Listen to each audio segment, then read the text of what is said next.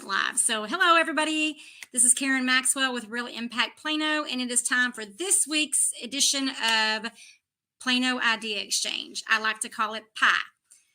This is where we talk about things that we have and what we need. What we have and what we need in our real estate investing business. And we have Adan Ibarra on here with Methodical Platforms. And he's also does all kinds of stuff. He's with the CPA firm, Michele Beck CPA, right, Adan? That is correct. Okay, so I know you're super busy right now, and so we appreciate you joining us today. Adan is also a real estate investor. So he's very versed in real estate investing and getting money, maximizing your profits. I know you have some things with some solar panel companies, things like that. And you're just very, very knowledgeable when it comes to income taxes and paying the lease that we have to pay. So you have anything to add to that before I continue on, Adan? Tax efficient investing is kind of how we phrase it. The government creates programs in order to help stir economic growth and job growth. So they're basically mandated programs that a lot of, investors aren't aware of or just are reluctant to actually implement them. So right. From my standpoint, this is my first time joining the show. Thank you for inviting me. I kind of wanted to listen. I'll chime in every once in a while, but to your point, it's tax season. So I am inundated with getting partnership returns out by the 15th of March. So I'm kind of multitasking. Right. So partnership returns are due at the middle of March, huh? Is that different, or is that just what your goal is? No, that's when partnership returns are due. Partnership and S Corp returns are due middle of March, so that way you're able to file your personal taxes by April 15th. A lot of times clients aren't aware that there's a different deadline on those. Ah, gotcha. So I did not know that. I haven't been in a partnership, so I did not know that. Adan, let me, for some reason your phone number didn't save a while ago whenever I put it on there. What was your phone number again, if anybody wants to reach out to you? My mobile is area code 214 207 7575. Okay. Now show. There we go. All right. And then I'm going to add it in the comments on YouTube, because this is actually live on YouTube. And so if anybody wants to reach out to you, they'll have your link to your website. Do you want to mention anything about the new website, or do you want to kind of leave it at tax season? We can leave it there. I don't want to cannibalize the show, so that is completely fine. So today we're actually talking about team building, which is why I was so glad that you were able to join us, because you guys do so much. Whenever you and I were talking at the Denton meeting, you were telling me you can do this, and you can do this, and you can do this. Oh, yeah, I can do this, and I can do that. So I was very impressed by that. And we're super excited to have you guys as presenter for the expo that we have coming up. And let's see, let me get to that. There we go. So we have, let me take yours off. So we have our expo coming up. Let me grab that so I can put it in there. We have our expo coming up in March, and our huge $100 discount just ended yesterday. And so now we're down to the $50 discount. And what we're doing is we are having an expo in Denton, Texas, March 3rd and 4th. And we're bringing in experts from multiple fields, different industries, businesses from throughout the Metroplex. We're hoping to get some up from Oklahoma City. I know we have several coming from East Texas. And it's a great multitude of services and businesses. We have Quest Trust with the self-directed IRAs, and they're going to teach us how to, they're going to be a little bit of education, a lot of networking, and the ultimate goal is to build everyone's team. The name of the expo is Building Your Real Estate Investing Dream Team. So we get, as mentors, we get a lot of people asking, not only our members of our groups, for example, Real Impact Plano, but we also have 14 locations throughout Texas and Oklahoma City. and we get a lot of questions, but people asking for referrals. So we thought, why not have an expo to bring all these groups together? And whenever I talk to people and I actually listen to what they do. And often you don't even realize what all they do. So Quest, I had a really interesting conversation with them, and I knew that you could invest with your IRA. Uh, you know, but I was thinking in my mind you had to have a 401k. That's I was mixing the two up.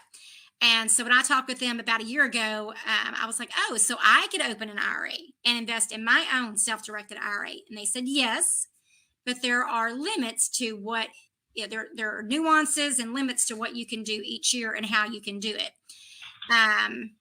Like an individual cannot contribute as much as an LLC or a trust or something. I can't remember. I wish that Steve was on. I think Steve's on vacation. Karen, Karen, can I chime in? Yes, go right ahead. I don't recommend someone investing in real estate with their IRA. They're going to run into, because of the leverage, which means the debt financing, they're going to run into unrelated business income tax. Solo 401ks are actually wonderful to invest in real estate, but actually not IRAs if it's being levered. So levered means using financing. So technically you can, but it's not tax efficient. Gotcha. So that's if you're going to get a loan against it.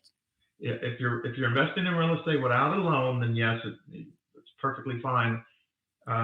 In one of the ventures I'm involved with, they indirectly invest in the real estate by doing a loan to us as the sponsor.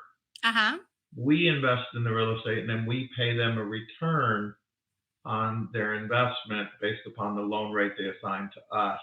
So they don't actually invest in the real estate directly. Gotcha.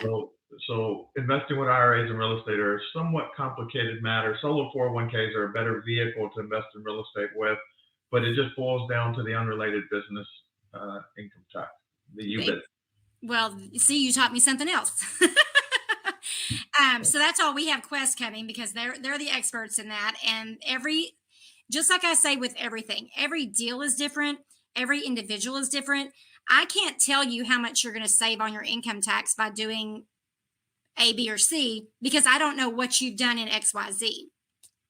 It depends on so much. It depends on if you have a W-2 job. Are you simply 1099? Have you flipped a bunch of property? I mean, there's so many different nuances to everything in business. So I can't give you guidance. That's why I always suggest that you check with a professional. And a matter of fact, I think you do a little bit of that. Is that right? Financial advising, Adan? I do. I'm a CPA. I've also completed everything for my PFS designation, which is the AICP's designation of a CFP. It's what you have to be a CPA in order to get that. One more exam, and I will be a CFP. It's on my to-do list for later in the year. I have a CFA exam in May, so I'm studying for that one right now. But to answer your question, yes, I do help our clients high level, and then from there I send them to Tom and our team, which Tom is a registered independent advisor. So I kind of start the framework, and then I send them over to Tom, which goes back to your earlier comment that I'm involved in a lot of things. So yes. Exactly. That's exactly why we invited you to join us. You kind of lost me, and other viewers may not know what a CFA, a CFT, or whatever, all those letters that you were using. Can you kind of break that down for me? Yes, ma'am. So a personal financial services, which is PFS designation, is the AICPA, which is for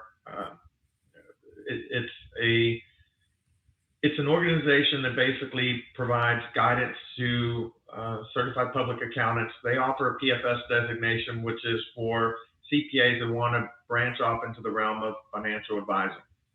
So I've completed all the exams for that, and I just have to submit my final paperwork to officially get the letters behind my name. Because the PFS designation is comprised of investments, it's comprised of insurance risk management, it's comprised of retirement planning, and 2 other modules, estate planning, etc. Those 5 modules allow me to basically only have to take 1 exam and become a certified financial planner, which is a CFP. So basically all those exams carry over, and I would be a certified financial planner or a CFP. A CFA is a chartered financial analyst. Pretty much, if you look at pension funds or fund managers, 80% of people that are manage billions of dollars typically have CFA designation behind your name. Those are the people actually managing the direct money themselves, doing the financial strategies. And me being a finance professional, I desperately want those letters behind my name because it's just a life goal of mine.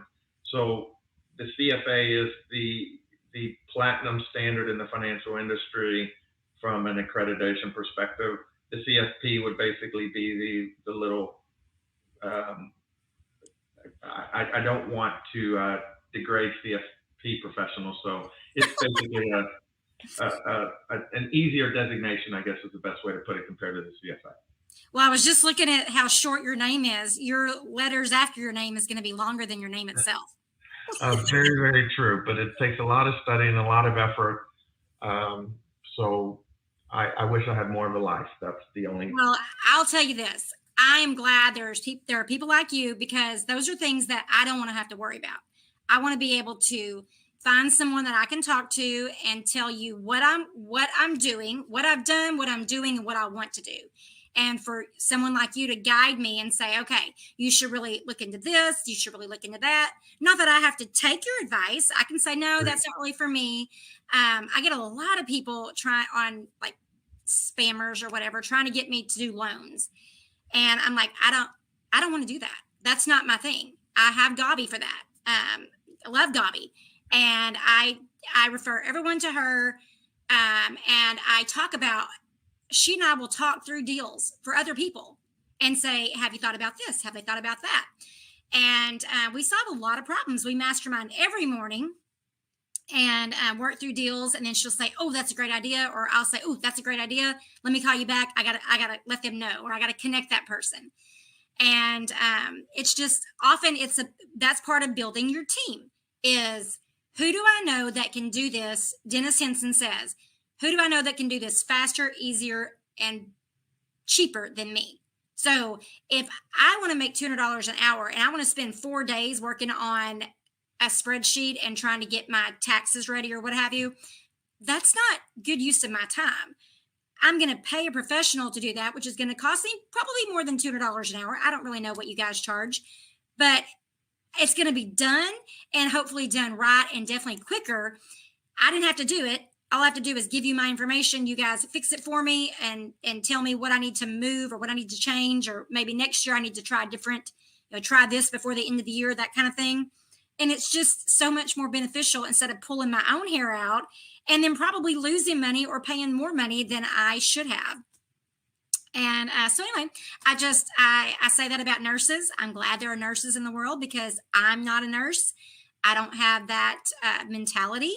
And so I'm glad to know that there are nurses out there that will take care of my loved ones whenever they're ill, because as much as I can be their mother, I don't have that medical knowledge to fix things. So, always grateful to have people that have a specialty that I need. So we are grateful to have you guys on our team.